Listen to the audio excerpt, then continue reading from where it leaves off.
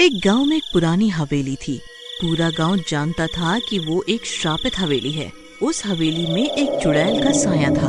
बड़े बुजुर्ग बताते थे वहाँ आईने में एक चुड़ैल कैद है। उसी गांव में एक फलों का व्यापारी रहता था जिसका नाम चीमा था।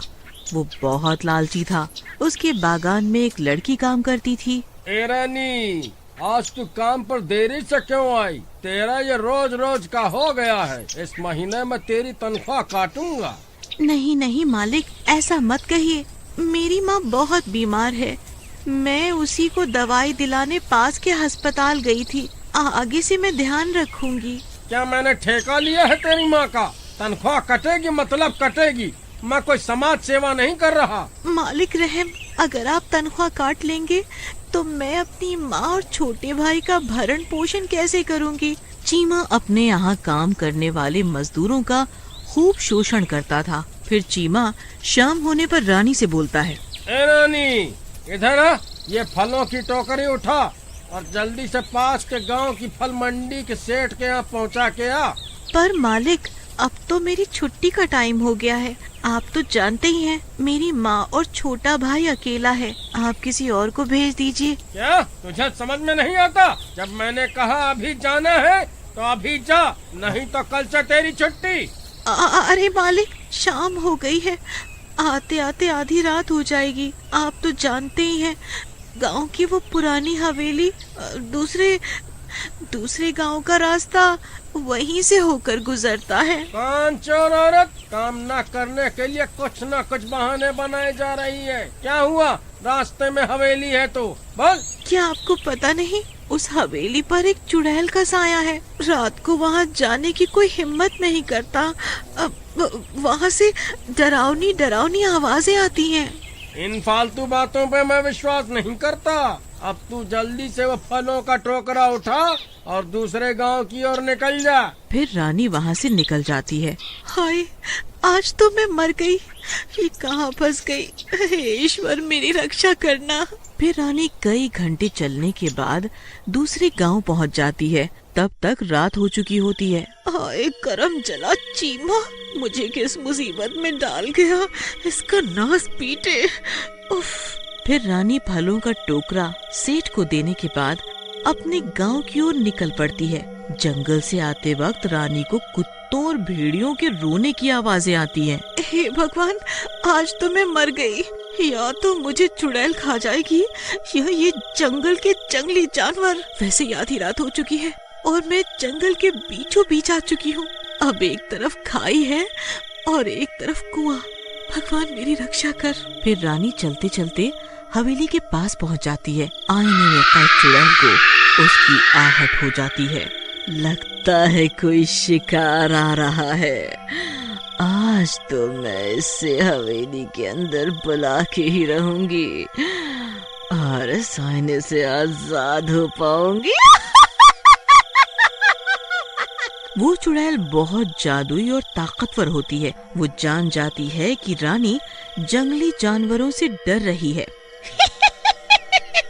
मिल गई तरकीब इसे अंदर बुलाने की। जैसे ही रानी हवेली के गेट के सामने पहुंचती है, वो चुड़ैल अपनी जादुई शक्तियों से जंगली कुत्तों का वहां होने का भ्रम पैदा कर देती है। तेज तेज कुत्तों के रोने की आवाजें आने लगती है।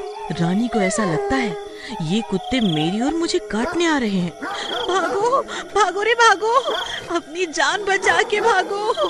हाय मर गई, हाय मर गई। आज तो ये कुत्ते तो मुझे जिंदा ही चबा जाएंगे। हाय मर गई आज तो। फिर रानी को कुछ नहीं समझ आता। अपनी जान बचाने के लिए वो सीधी हवेली में जा घुसती है। जैसे ही वो हवेली में घुसती है, हवेली का दरवाजा खुद ब खुद बंद हो जाता है। रानी के होश उड़ जाते हैं। हाय भगवान, ये मैंने क्या किया? मैंने तो खुद ही अपनी मौत को दावत दे दी। आज कई सालों बाद इस हवेली में कोई आया है। आज तो मुझे इस आईने से मुक्ति मिलेगी। तभी वहाँ एकदम शांति हो जाती है और जिस कमरे में आईना होता है जिसमें चुड़ैल कैद होती है, उसमें से तेज रोशनी आने लगती है। लगता है हवेली की चुड़ैल को पता लग चुका है कि मैं यहाँ आ गई हूँ। अब तो वो मुझे जिंदा नहीं छोड़ेगी। अब तो ईश्वर तू ही रक्षा कर मेरी।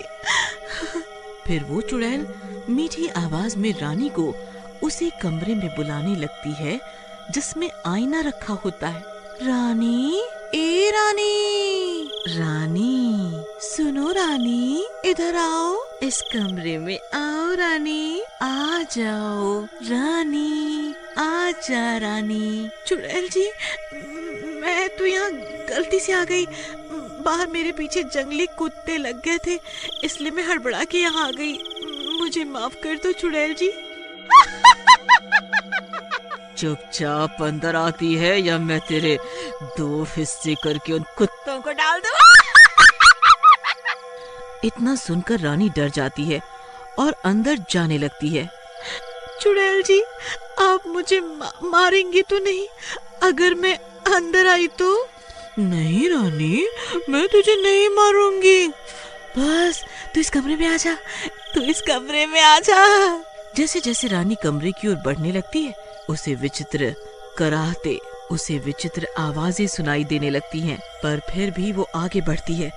जैसे ही वो कमरे में घुसती है, वहाँ एक आईना होता है जो बहुत चमक रहा होता है। चुड़ैल रानी को बहलाने के लिए कहती है, आओ रानी, इस आईने में अपनी परछाई देखो।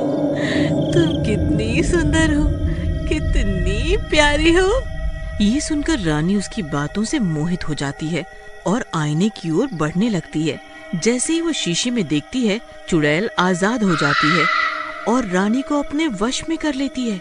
रानी की आंखें लाल हो जाती हैं और वो जोर जोर से हंसने लगती है।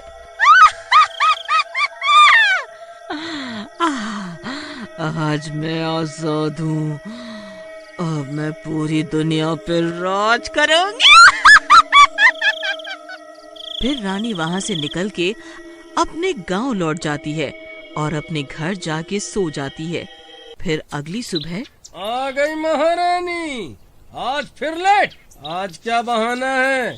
बोलो बोलो, अब कुछ बोलेगी भी महारानी या ऐसे ही भूत बन कर खड़ी रहेगी? इतना सुन के रानी को गुस्सा आ जाता है और उसके अंदर की चुड़ैल जाग जाती है। वो चुड़ैल के रूप में बदल जाती है।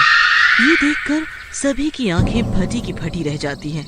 चीमा हक्का बक्का हो जाता है और हकलाने लगता है। कौन? मैंने कुछ नहीं किया, मुझे माफ कर दो, मुझे माफ कर दो। तूने मुझे गुस्सा दिलाया है, सबसे पहले मैं तुझे सबक सिखाऊंगी। तू गरीब मजदूरों को बहुत परेशान करता है। फिर वो चुड़ैल चीमा को पेड़ से उल्टा टांग देती है। ये सब चीमा की पत्नी पुष्पा देख लेती है। उसके पैरों के नीचे से जमीन निकल जाती है। उसे अपनी आंखों पर यकीन नहीं होता। फिर पुष्पा चीमा को बचाने के लिए आगे दौड़ पड़ती है, पर उनकी पड़ोसन उसे रोक लेती है। हाँ, सुनो पुष्पा बहन, वो एक चुड़ैल है, उसका मुकाबला ऐसे नहीं किया जा सकता। तुम्हें दिमाग से काम लेना होगा, कहीं वो चुड़ैल तुम्हें भी उल्टा न लटका दे। हाँ, तुम सही कहती हो बहन, पर हम क्या करें? मेरे दादाजी ने बताया था, ये हवेली की आईने वाली चुड़ैल है जिसने रानी को वश में किया हुआ है। हवेली में एक आईना है जिसमें ये चुड़ैल कैद थी। शायद रानी ने उस आईने में खुद को देख लिया, इसी वजह से वो चुड़ैल की कैद में आ गई। हमें वो आईना लाना होगा, तभी ये चुड़ैल तुम्हारे पति का पीछा छोड़ेगी। फिर वो दोनों हवेली से आईना लेने चली जाती हैं। अरे चीमा, बहुत मजा आता है तुझे गरीब मजदूरों को तंग करके। आज मैं तुझे जिंदा चबा जाऊंगी। अरे मर गया रे, मुझे अपनी गलती का एहसास हो गया है। तभी चीमा की पत्नी और मधु वो आईना लेके आ जाते हैं। तभी मधु को एक तरकीब सूझती है। चुड़ैल जी, आप तो इतनी सुंदर हैं, अगर आप इस मोटे चीमा को खाएंगी तो खुद भी इसकी तरह बदसूरत हो जाएंगी। मैंने तो कई 100 सालों से खुद को देखा ही नहीं। हाँ। आपको अगर यकीन नहीं होता तो आप खुद ही देख लीजिए। जैसे ही चुड़ैल खुद को उसमें निहारती है, वो फिर से आईने में कैद हो जाती है और रानी उसके चंगुल से बाहर आ जाती है।